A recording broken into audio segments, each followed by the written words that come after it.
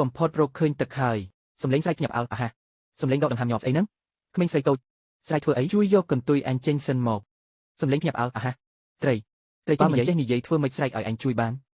លឿនឡើងអញចិត្តក្រៀមដូចត្រីងៀតហើយខ្ញុំជួយលោកក៏បានតែលោកហាមខំខ្ញុំ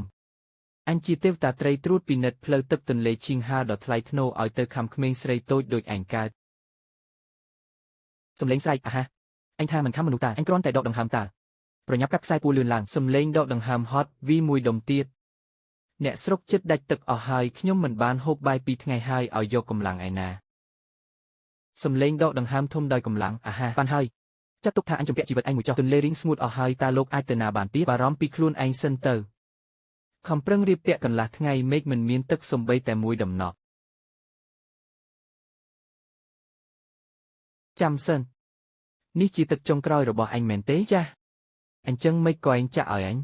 ម៉ែខ្ញុំនៅផ្ទះរងចាំទឹកដាំថ្នាំតែបើលោកមិនផឹកទេលោកនឹងក្រៀមជាត្រីងៀតមែនទែនហើយស្អីទៀតហើយជួយលោកត្រីហើយនៅចង់ដើរចេញដៃទេទៀតបើប្រាប់គេទៅគេគិតថាអញជំពាក់បំណុលមិនសងលោកអាចរស់រានមានជីវិតបានគឺល្អហើយខ្ញុំមិនត្រូវការការតបស្នងទេឯងមិនយកប៉ុន្តែអញជំរុញឲ្យយក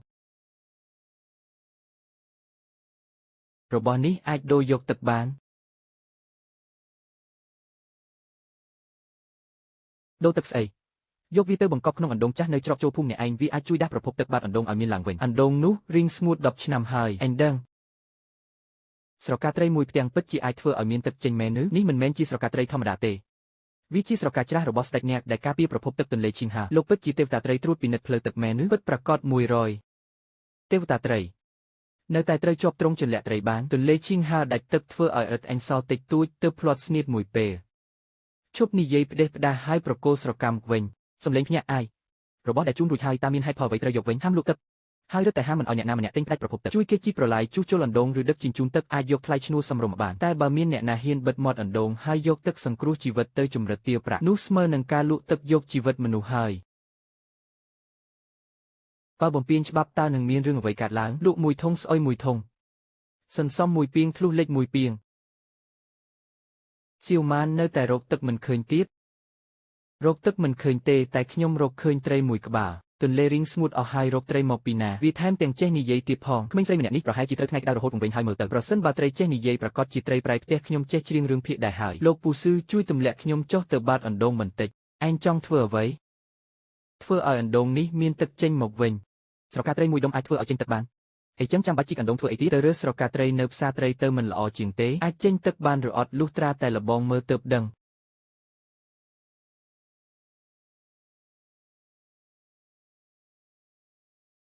ទឹកណែណាទាញខ្ញុំឡើងលើសិនចាំសួរប្រញាប់ទាញឡើង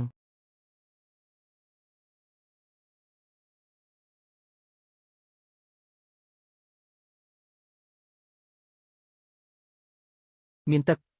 នៅក្នុងអណ្ដូងពិតជាមានទឹកមែន2ថ្ងៃក្រោយមកអណ្ដូងមួយនេះខ្ញុំទិញយកហើយទឹកអណ្ដូងមិនលក់ទេ500តម្លឹងគ្រាន់សម្រាប់ព្យាបាលជំងឺម៉ែឯងហើយក៏គ្រាន់សម្រាប់អ្នកភូមិទាំងមូលហូបចុកបាន3ឆ្នាំដែរអញដាច់ចិត្តមិនយកពិតមែនកម្លាំងពលកម្មអាចយកប្រាក់បានតែប្រភពទឹកមិនអាចទិញផ្ដាច់បានទេគ្រាន់តែដោយសារក្បួនច្បាប់ដែលត្រីមួយក្បាលបាននិយាយហ្នឹងវាក៏បាននិយាយទៀតថាអ្នកណាហ៊ានទិញផ្ដាច់ប្រភពទឹកប្រាក់កាសនឹងក្លាយជាភក់ទឹកមានជីវិតនឹងប្រែជាខ្មៅតើក្បួនច្បាប់របស់ត្រីធំឬក៏ប្រាក់របស់ខ្ញុំធំជាងជិះផ្លូវផ្ទះខ្ញុំមានមនុស្ស6នាក់ហើយអ្វីឲ្យតែមួយធុងសៀវម៉ានបានប្រាប់ហើយដងទឹកឲ្យមនុស្សចាស់ក្មេងនិងអ្នកជំងឺសិននាងគ្រាន់តែដើររែករស់មួយជុំត្រឡប់មកវិញក៏កែប្រែក្បួនច្បាប់របស់អ្នកភូមិទាំងមូលផ្អែកលើអី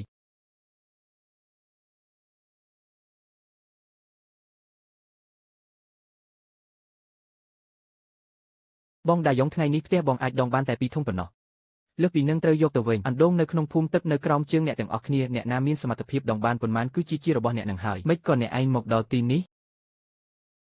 ស្រកានាគបានភ្ជាប់អណ្ដូងចាស់និងផ្លូវទឹកចាស់ហើយទឹកបានហូរទៅដល់ទ្វារទឹកចាស់ហើយថ្ងៃនេះទៅជួសជុលរបងអណ្ដូងធ្វើរួចចាំមកយកចំណែករបស់ផ្ទះនាង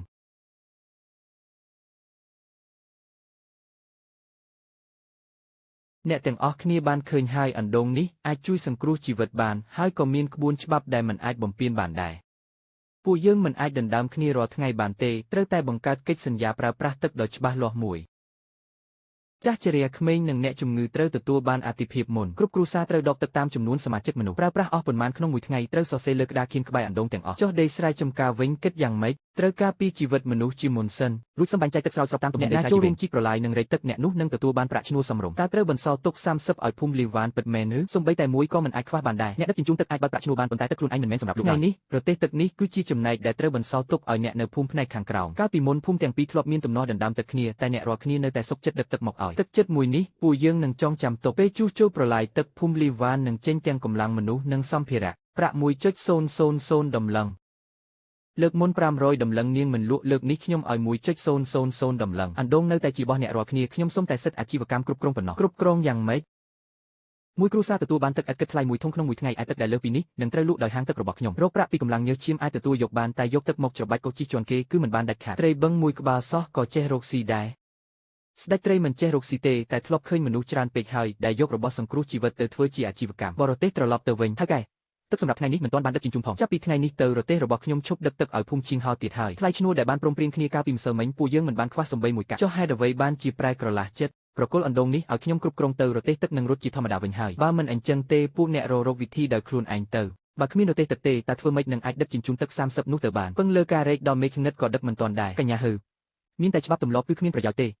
បើគ្មានរទេះរបស់ខ្ញុំទឹកមិនអាចចេញផុតពីភូមិឈៀងហាឡើយលោកកំពុងយកជីវិតរបស់អ្នកភូមិផ្នែកខាងក្រោមមកបង្ខំឲ្យខ្ញុំប្រគល់អណ្ដូងទឹកមែនទេខ្ញុំគ្រាន់តែនិយាយពីរឿងជំនួសប៉ុណ្ណោះ 1.000 ដំឡឹងក៏ខ្ញុំមិនលក់ដែរហើយរទេះទឹកប៉ុន្មានគ្រឿងនេះក៏មិនអាចកាត់មានអណ្ដូងខ្ញុំមានរទេះក្នុងពេលដែលចរចាមិនត្រូវគ្នាអញ្ចឹងមានតែប្រកួតគ្នាតាមសមត្ថភាពរៀងខ្លួនហើយល្អតើផ្ទះណាមានរទេះរុញកង់មួយផ្ទះខ្ញុំមាន2គ្រាន់តែកង់វាចាស់បន្តិចខ្ញុំនឹងបដូរកង់វាឲ្យពេលខ្ញុំកន្លះម៉ោងនៅក្នុងជំរកស្រូវនៅមានធុងឈើធំសម្រាប់ដឹកស្រូវ4ទៀតជញ្ជូនចេញមកទាំងអស់មកមនុស្សមួយក្រុមរុញរទេះចាស់បាក់បែកតើអាចទៅបានឆ្ងាយប៉ុណ្ណាលោកបើកភ្នែកធំចាំមើលទៅរទេះនេះមួយដឹកទឹកប៉ុន្មានហើយជូនទៅផ្ទះណាត្រូវសរសេរឲ្យបានច្បាស់លាស់តាមផ្លូវហាមលួចដកទឹកជាដាច់ខាតពេលទៅដល់ភូមិលីវ៉ានត្រូវត្រួតពិនិត្យនិងបិទត្រាចំពោះមុខខ្ញុំមកជំនួសរុញរទេះទី1របួសស្មារបស់បងមិនទាន់ជាសះស្បើយទេកាលពីម្សិលមិញខ្ញុំដណ្ដើមបានលើមួយធុងថ្ងៃនេះត្រូវតែយកធុងនេះទៅជូនអ្នកនៅផ្នែកខាងក្រោមវិញកែប្រែហ៊ូពេលមិនទាន់វង្វេងស្មារតីពេកទេបញ្ជីកណេឲ្យត្រូវប្រកាសជាសាធារណៈរៀងរាល់ថ្ងៃឧបករណ៍ដែលខូចខាតត្រូវសងតាមតម្លៃតែដាច់ខាតមិនត្រូវបង្ខំទិញលក់ឡើយបានធ្វើបែបនេះតាំងពីដំបូងមិនចប់បាត់ទៅហើយប្រាក់ដែលរកបានដោយស្មោះត្រង់វាមិនស្រួលចិត្តជាងការយកប្រាក់ 1.000 ដំឡឹងទៅបិទបាំងស្ទះអណ្ដូងទឹកទេទឹកដែលចែករំលែកចេញទៅកាន់តែច្រើនចុះហេតុអ្វីបានជាទឹកនៅក្នុងអណ្ដូងប្រែជាថ្លាជាងមុនទៅវិញទឹកដែលហូរជានិច្ចមិនងាយស្អុយរលួយទេប្រភពទឹកកាន់តែជ្រុនហូរឆ្លងកាត់ទឹកជ្រោះរស់ក៏រឹតតែរងរឿង